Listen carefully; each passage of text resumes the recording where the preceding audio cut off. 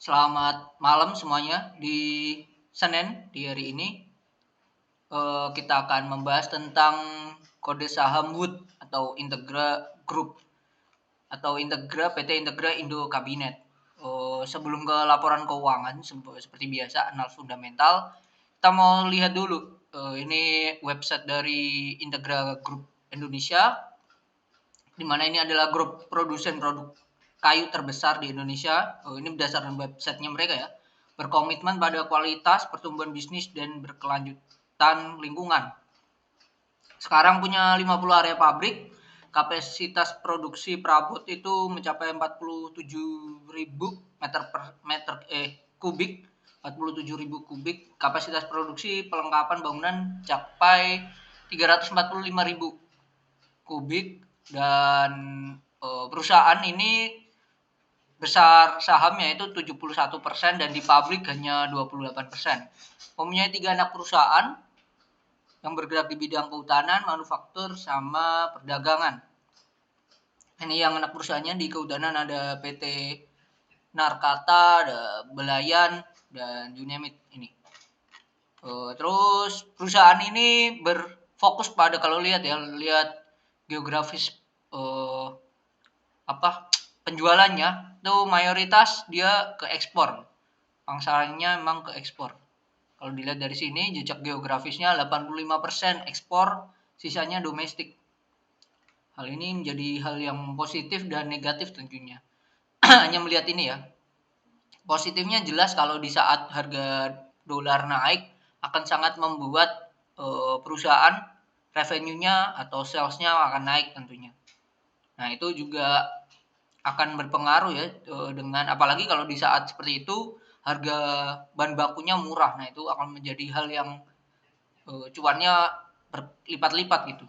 Tapi kalau posisi dolarnya anjlok sedangkan harga bahan bakunya lagi tinggi-tingginya, nah itu akan jadi PR juga. Itu mungkin kendala dan reward yang didapat ya dengan pasar ekspor ya. Oke, kita ke laporan keuangannya, di mana kalau kita lihat dari asetnya ya, asetnya secara aset lancar ini tuh naik, secara aset lancar dia naik, jumlah aset pun naik. Tapi kalau teman-teman perhatikan ini di kas ya, kasnya turun 50% sendiri gitu. 50% sendiri. Tetapi yang menarik itu adalah seperti ini, uang muka pembelian ini belum masih naik, berarti bisa dikatakan ini nantinya kalau sudah jadi ya, uang ini namanya kan uang muka, berarti DP lah. DP nanti kalau produk udah jadi berarti akan ada pelunasan. Nah, itu kalau terjadi pelunasan kan akan berpengaruh juga ke revenue perusahaan. Terus persediaan bertambah, piutangnya juga bertambah semua ya. Ini juga nantinya kalau piutang ini udah dibayar pasti akan menjadi revenue juga atau pendapatan juga buat perusahaan. Oke, dan dia berinvestasi, nilai investasinya tidak ada perubahan ya dibandingkan akhir tahun. Sudah, kalau kita lihat dari liabilitas atau dari utangnya, nah ini menarik, hutang-hutangnya ini so far sejauh ini ya, secara ini yang membuat berbunga mungkin adalah ini, hutang obligasi, sukuk mudorobah, terus sama udah itu ya, utang ya. Ini rata-rata utang uang bukan bank ya, utang bukan bank. Terus ini juga di liabilitas jangka pendek juga bukan bank. Dan nominalnya menurun. Utang obligasi bahkan sama utang suku udah nggak ada untuk jangka pendek, which is good. Untuk jangka pendek perusahaan ini akan tetap sustain gitu. Lihat kasnya juga oke-oke aja gitu. Kalau kita lihat dari laporan penjualannya sendiri ya, penjualannya ini naiknya sangat signifikan ya. Naiknya sangat signifikan kalau kita hitung-hitung, kenaikannya mencapai penjualannya sendiri ya. 3135 630 dikurangi 2140 232 dibagi 2140 232 kali 100. Kalau dari sini sendiri kenaikannya itu mencapai 46%. Kenaikan dari penjualan atau salesnya sendiri. Dan laba kotornya ini hampir 100% kenaikannya.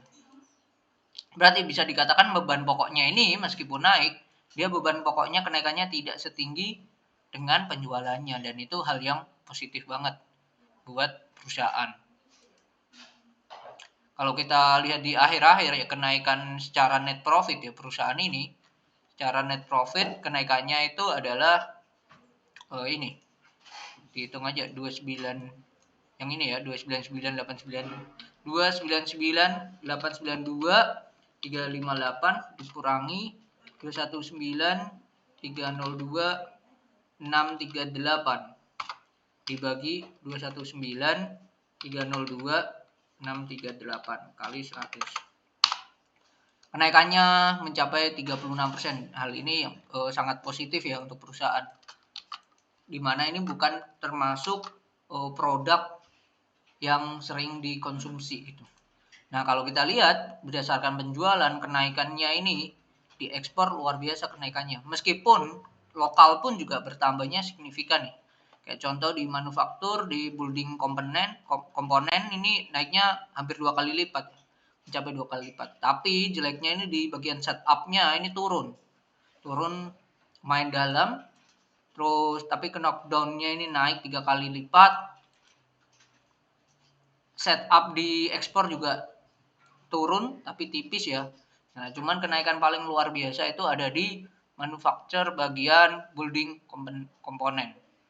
Building komponen sendiri nih ya hampir 2 kali lipat ya. Hampir 100% kenaikannya. Nah, dan ini yang membuat perusahaan naik kencang. Oh, ini perihal kehutanan di lokal nih naiknya gila banget. Naiknya gila banget dari 7 miliar menjadi 83 miliar. Berarti kenaikannya hampir 77 hampir 1.200%, hampir 1.200%, dan itu luar biasa. Nah, penjualan paling banyak itu ada yang menaik pesat itu dari perusahaan Hampton Lumber Sales, di mana kenaikannya 4% sendiri gitu, hampir 4%. Sebelumnya di akhir tahun itu dia penjualannya tuh 17%. Sekarang 21%-nya sendiri. Dari segi nominal memang turun ya, tapi kalau dari segi persentase dia bertambah. Gede banget gitu. Oke, nah ini dari sini kita juga bisa tahu ya, pemakaian bahan baku dia naik tapi naiknya tidak signifikan gitu. Melihat hal ini berarti bisa jadi ya, kita bisa berasumsi juga bahan bakunya cenderung stabil gitu, cenderung stabil. Oke, itu dari segi beban dan penjualannya ya. Oke, kita lanjut lagi ke bagian atas. Oke, selain itu dia mendapatkan penghasilan sewa, penghasilan bunganya juga bertambah tipis. Penghasilan sewa juga ada. Nah, ini yang menarik. Lain-lain bersih ini juga naiknya gila banget, 4 kali lipat gitu. 4 kali lipat. Cuman ini pasti tidak dijelaskan. Lain-lain bersih di note 2 ini apa isinya. Kalau kita cek, nah ini bahkan tidak ada ya. Kalau kita cek lain-lain bersih, coba di notes nomor 2. Oke, iya, akuntansi penggabungan, transaksi pihak berelasi, instrumen keuangan, kelanjutan, persediaan, sewa.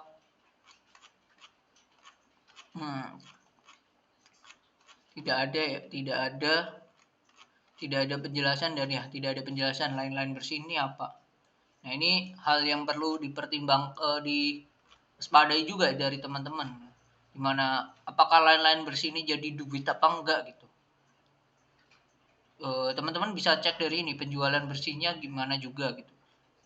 Ini bisa dicek apakah ini penjualan bersih sebelum ke lain-lain bersih ya. Penjualan bersih ini 3 triliun ini jadi duit enggak? Nah, teman-teman bisa cek di sini penerimaan kas dari pelanggan. Ternyata 3TW, which is bisa dikatakan ya semuanya bayar lah, anggap aja seperti itu. Karena selisihnya tidak terlalu jauh gitu. Nah, yang jadi pertanyaan yaitu tadi perihal lain-lain bersih itu apa? Di sini Oh, ini juga ada nih, arus kas dari aktivitas operasi. Nah, ini ada lain-lain bersih. Ternyata jadi duit. 9451. 9,4 miliar. Nah, ini 9,7, tipis-tipis lah. Is oke. Nah, ini yang menarik yaitu di sini dia melakukan penambahan utang, pembayaran juga, pembayaran tambang, penambahan obligasi jangka panjang dan yang lain-lain. That's why penambahan obligasinya, utang obligasinya bertambah kan di liabilitas tadi. Itu. Dan dia ini pembelian saham treasury. Nah, ini dia keluarin di. Jadi dia beli lagi kemarin. Mungkin itu dari si Wood. Kalau kita lihat ya berdasarkan di Stockbit, harga sekarang ya, harga sekarang apakah Stockbit itu bisa dikatakan lagi murah atau lagi mahal? Kita cek dulu di Stockbit, pairnya kondisinya sekarang berapa sama PBV-nya tuh berapa. Oke, statistik pairnya sekarang 5,36, which is masih murah banget. PBV-nya bahkan di bawah 1. Melihat harga sekarang ya di angka 500-an dan saham downtrend, it's time to buy gitu. It's time to buy untuk invest ya. Dengan PE juga ya hanya 5 ya, hanya 5, sedangkan laba oke ya. Q2 doang mungkin turun ya dibandingkan tahun sebelumnya ya. Tapi kalau kita lihat keseluruhan kan dia tetap naik gitu dari totalnya. Ya ini downtrend banget ya, secara chart ya. 500 boleh tuh. Di bawah 500 jangan sampai teman-teman ragu lagi buat membeli si Wood ini. Wood menarik ya. Untuk invest ya terutama ya. Apalagi kalau dapat di sini nih. Berapa nih? Di angka berapa? Bentar. Oh, ini nah, apalagi kalau dapat di angka sini. Di angka 400, di bawah 450 murah banget. Ya di bawah 500 aja udah murah banget nih. Sekarang udah 505 ya. Dan ini masih distribusi banget dan ya boleh kalau teman-teman mengatakan nangkap pisau Jawa tuh boleh, tapi tinggal pengaturan manajemen dari teman-teman gitu. Kalau menurut saya jangan langsung all in gitu. Misal ada dana ya jangan langsung 100% masuk di Wood gitu. Masuk dulu berapa, ambil dulu 10%, nanti turun lagi, tambah lagi. Nah itu. Secara laporan keuangan, secara apa kita sudah tahu, tapi ada hal yang perlu teman-teman perhatikan yaitu tentang manajemen sama psikologi teman-teman. Manajemen perihal pengaturan, masuk kapan, keluar kapan, masuk berapa, keluarnya berapa dulu, perihal psikologi, perihal menahan, jangan buy, menunggu harga paling murah, atau sudah buy tapi membiarkan nunggu lagi. Jadi kalau teman-teman udah beli di 500 let's say, terus baru turun 490 teman-teman menambah lagi buat apa gitu. Mending sekalian tunggu dulu 474 misal. Tujuannya apa? Biar kalau turun makin dalam kita langsung suntiknya lumayan gitu, 10% lagi gitu dari dana. Tujuannya apa? Biar average-nya rendah. Dan teman-teman mengatur psikologinya. Jangan baru turun 2%, tambah lagi 2%, turun lagi, jangan. Nanti kalau di saat sudah turun 15%, 20%, teman-teman udah nggak punya amunisi gitu. Teman-teman malah stres dan bingung, wah ini portofolio saya kok masih merah, padahal ini sama masih murah. Sedangkan duit udah habis. Nah itu, pentingnya menjaga psikologi dan manajemen. Jadi kalau saya rasa Wood ini oke, menarik. Risk and reward-nya tadi sudah ya, perihal enaknya kalau harga dolar lagi naik seperti apa dan lain-lain. Enaknya seperti apa tadi udah di awal, dan tinggal diatur psikologi sama manajemen. Kalau saya melihat Wood ini oke dan layak untuk dikoleksi. Mungkin itu video di hari Senin ini. Semoga bermanfaat. Sampai jumpa di video belajar investasi saham selanjutnya. Bye-bye.